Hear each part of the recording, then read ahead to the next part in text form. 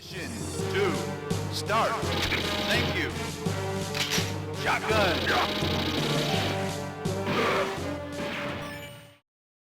Hey everybody, welcome back to Video Game Esoteric and Metal Slug Mania, and this is a bonus episode of the series because I plan on being done with it by now, but everyone really requested the Neo Geo Pocket Color games, and if you want to see something, I'm going to show it to you. Before we get too far involved though, do me a huge favor, go down below, hit like, subscribe, that notification bell definitely helps us out. And if you feel so inclined and want to support the channel, we got a Patreon link down below as well.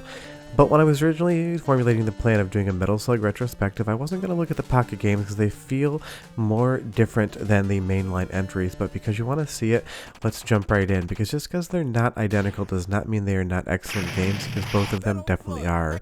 And we're starting with Second Mission just because that's the file I opened up first in the editor, and it's kind of the way I wanted to structure the game. But you'll see right off the top, this is Metal Slug moving left to right, shooting a gun, killing opponents.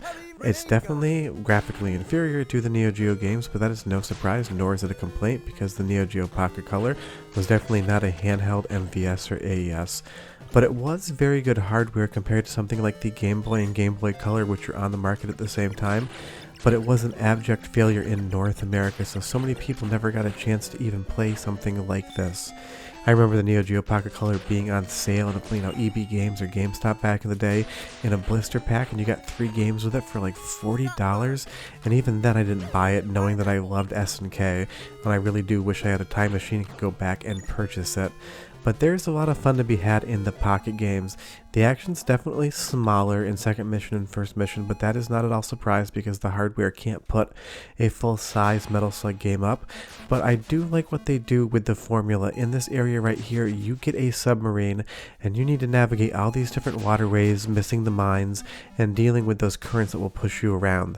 And if you fail at some levels, that is not game over or using a life. You'll see here that you actually end up in a rowboat, and you need to row yourself to shore after you have crashed that submarine. It's a really fun gameplay perspective of what to do, and it even teaches you with these buoys here that you want to jump over them as you pedal forward, because there are going to be mines that are showing up in a few moments, and that's just a ton of fun. It doesn't feel like a proper Metal Slug game. It feels like a really good designed pivot from the mainline formula, because you're not going to get 20-30 opponents on screen at once with giant sprites. This is a smaller game because it's a handheld game, and the developers did a really good job of understanding the limitations of their hardware and making something for us. But you're definitely going to get plenty of different slugs. You're going to get submarines, you're going to get planes to fly. All the standard tropes of a Metal Slug game are here. They've just been miniaturized both in look and in content to be able to fit on that small screen and the smaller hardware. But you will see some relatively decent sized sprites here and there. They're just not going to move, but this boss encounter definitely fills the screen.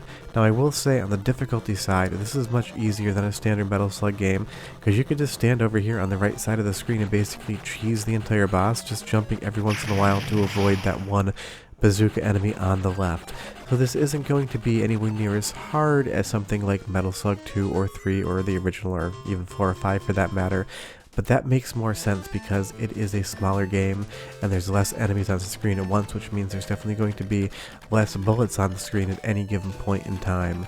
But it's awesome. I do love the graphics on the Neo Geo Pocket Color. When you're shooting there, that plane does change color, like there's almost a lighting profile on it. Of course, it's just done in sprite artwork, but they put so much detail into the sprites, even though they are on a small screen, that it really does feel like an extension of the living, breathing world of Metal Slug.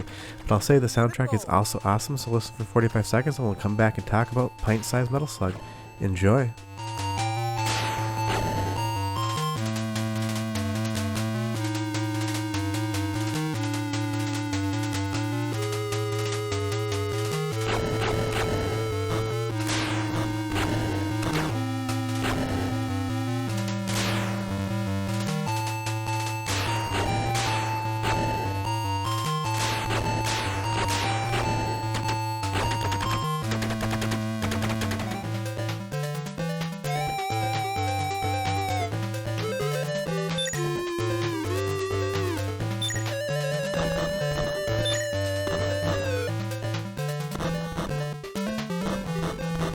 I mean, the soundtrack's never going to rival what was on the Neo Geo, but of course it's not supposed to because the hardware is much smaller, but what is there is awesome. And I do love that you still can become Fat Marco, and they even animated a little bit of a belly wiggle as he jumps.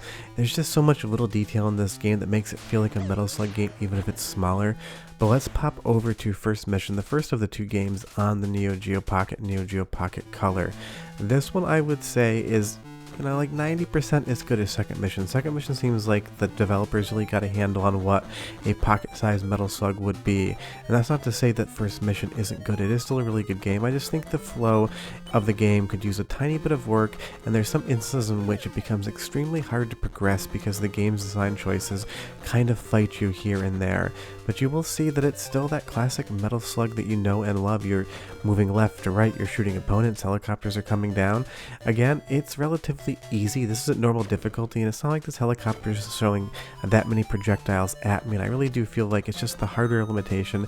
You can't have that many bullets on screen at once or it's going to slow down. So that's unfortunate that it's not as hard as regular Metal Slug game, but it also still has the fun that you were looking for. And of course, you get slugs as well. I like that one opponent there is just sleeping on a cot. Sometimes you have to look a little closely to understand what you're looking at because there aren't as many pixels, because the resolution isn't anywhere near as detailed as it would be on the Neo Geo.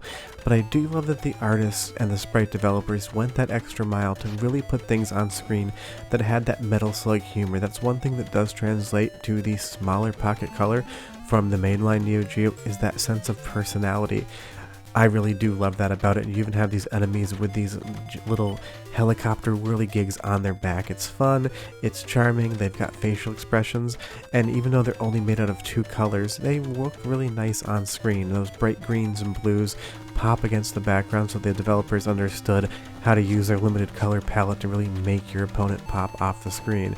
And just like in the second game, we get helicopter sequences as well, and you're going to get some relatively decent boss battles. And this is a good size sprite for a handheld system, and it kind of, to me, looks a little bit like a spider hanging from the ceiling, you know, just because Metal Slug bosses usually have some sort of crustacean or crab looking look to them.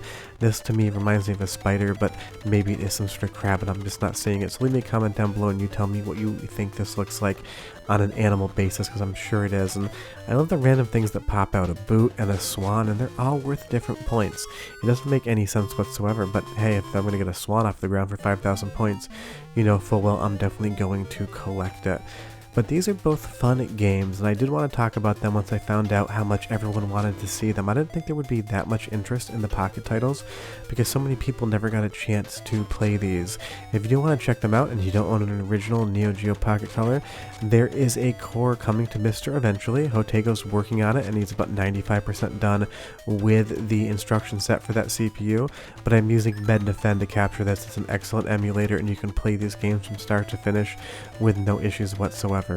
But you'll see here, just like in the submarine level, if you fail this level and your plane crashes, somehow it goes up into the air as it crashes. That makes not much sense to me. But this is what I mean when I say sometimes First Mission will just fight you. We have to open up our parachute at the right time. That's not the hard part, but you'll see here there's all sorts of different things to collect. But the minute you open that parachute, there's going to be missiles coming from the ground trying to hit you. And I will say in some instances, if you're stuck in a loop like this, the best thing to do is just to restart the game and try not to fail at the screen you were just at, because time and time again, no matter which direction I move on screen here, back and forth, I'm always going to take a rocket straight to the face and I'm going to die here. So you can't get past this area if you don't really just kind of get lucky. The rockets change their pattern ever so slightly each playthrough as well, so you can't just do it based on pure memorization. See here, I almost get through it, and as I open up that parachute, you can't move quick enough to get between both of them, and that can kind of drive me nuts. But yeah, that's Metal Slug, Second Mission and First Mission. You guys asked to see the Neo Geo Pocket games, and you asked, can I deliver? Otherwise, I will have videos throughout the week as well, and I'll have a new retrospective soon, but it's game over, and I will see you guys next time. Bye-bye.